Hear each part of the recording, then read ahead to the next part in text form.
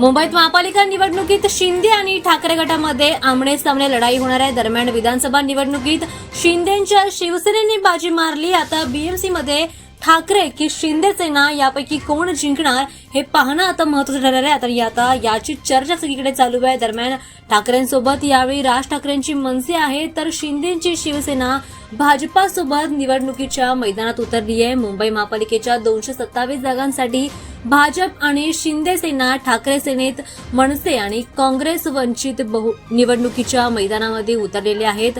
मुंबई महापालिकेच्या निवडणुकीत उपमुख्यमंत्री एकनाथ शिंदे यांच्या शिवसेनेचा सामना उद्धव आणि राज ठाकरे यांच्यासोबत 87 जागांवर होणार आहे। दरम्यान उद्धव ठाकरे आणि शिंदेची शिवसेना हा सामना मुंबईमध्ये 69 जागांवर होणार आहे।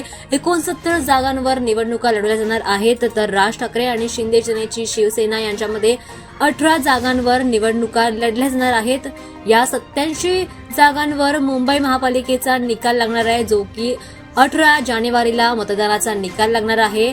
त्यामुळे आता सगळ्यांचंच लक्ष या निकालाकडे लागलंय। शिंदे सेना की ठाकरे गट यापैकी कोण जिंकणार याची चर्चा आता सगळीकडे सुरू आहे। लोकसभा आणि विधानसभा निवडणुकीनंतर ठाकरेंचे मुंबईतील अनेक नेते हे शिंदेच्या शिवसेनेत गेल्याचं पाहायला मिळालं।